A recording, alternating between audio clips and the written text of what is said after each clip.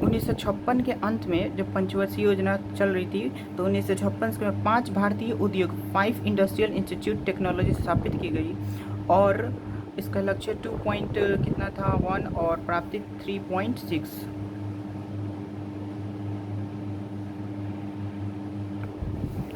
दूसरी पंचवर्षीय योजना थी 1956 से लेकर 61 में। इसमें औद्योगिकीकरण और सार्वजनिक क्षेत्र यानी कि रैपिड इंडस्ट्रियलाइजेशन और पब्लिक सेक्टर में ज़्यादा जोर दिया गया।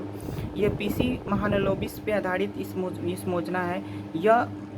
ये योजना है जो सरकार ने निर्यात यानी कि जो निर्यात पे क्या कर टैक्स लगाया, जो हम लोग अपने देश के सामान किसी दूसरे देश में भेजा जाता है तो उसको निर्यात कहा जाता है। पहली बार उन्होंने टैक्स लगाया। उस दूसरी पंचवर्षीय में दुर्गापुर, भिलाई, राउरकेला के लौह इस्पात उद्योग की स्थापना हुई। सिंदरी में रासायनिक उर्वरक संयंत्र की, चितरंजन में रेल इंजन कारखाना की और पुरन में रेलवे बोगियों की कारखाना है और विशाखापट्टनम में जहाज निर्माण का कारखाना का स्थापना है। इसी पंचवर्षीय योजना में दूसरी पंचवर्षीय योजना में 2 अक्टूबर 1959 को नागौर जिले में पंचायती का उद्घाटन किया गया जवाहरलाल नेहरू द्वारा। थर्ड पंचवर्षीय योजना 1961 से लेकर 66 के बीच में था। इसका उद्देश्य था आत्मनिर्भर। इसमें सबसे ज़्यादा कृषि और गेहूं के उत्पादन में सबसे ज़्यादा यहाँ पे जोर दिया गया। इसे को गाडगिल योजना कहा जाता है। इसका लक्ष्य कितना था 5.6 से लेके 2 लिया गया, लेकिन प्राप्ति 2.4 यानी बेकार गया। इसी समय फूड कॉरपोरेशन ऑफ इंडिया की स्थापना 1965 में हुआ था। प्लानिंग हॉलीडे इसी थर्ड पंचवर्षीय योजना में थी, मतलब प्लानिंग हॉलीडे योजना अवकाश 1966 से 1967, 1967 से 68 और 1968 से 69, यानी कि 1966 से 69 तक क्या था, प्लान हॉलीडे था। इसी थर्ड पंचवर्षीय योजना के दौरान चीन भारत पाक युद्ध योजना के कारण ये क्या किया, ये पंचवर्षीय योजना को रोक दिया गया। स्वच्छ नोट नीति की घोषणा आरबीआई द्वारा की गई 1999 में। मतलब कि जो भी हमारे देश में पैसा है उसको साफ रखना इस योजना के तहत, मतलब इस जो नीति था इसके अनुसार मतलब बताया गया था। भारत में बैंकिंग विनिमय अधिनियम 1949 में पारित हुई थी। बैंकिंग रेगुलेशन एक्ट भारत के अर्थव्यवस्था में सेवा क्षेत्र में सबसे अधिक मतलब ये क्या है योगदान है। जैसे कि अगर टर्सरी की बात करें, ये सेवा क्षेत्र है। सेकेंडरी यानी उद्योग क्षेत्र, प्राइमरी हो गया ये कृषि क्षेत्र। तो सबसे ज़्यादा किस में मतलब हमारे देश में सबसे ज़्यादा किस क्षेत्र में सेवा देते हैं, तो 50% इतना।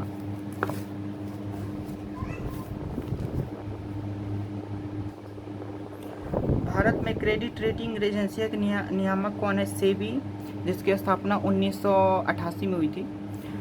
NASDAQ में सूचीबद्ध होने वाले भारतीय कंपनी कौन था, तो इन्फोसिस।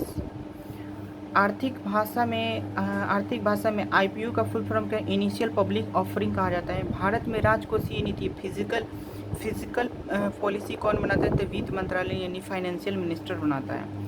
उसके बाद चौथी पंचवर्षीय योजना थी पंचवर्षीय 1969 से लेकर 44 के बीच में थी। 1969 से 44 के बीच में।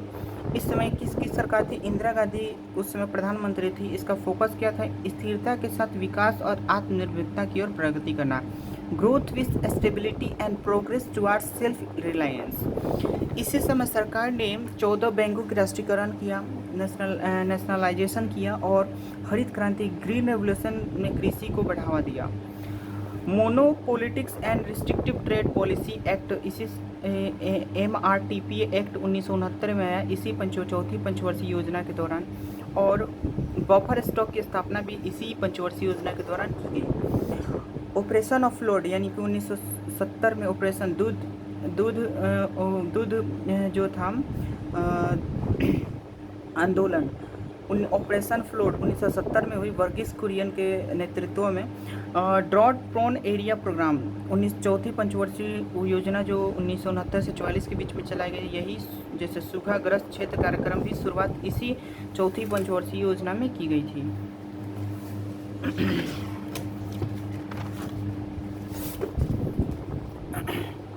आती है पाँचवीं पंचवर्षीय योजना। पाँचवीं पंचवर्षीय 1944 से 1974 से लेकर 78 के बीच में, ये 4 साल तक ही पंचवर्षीय योजना चली।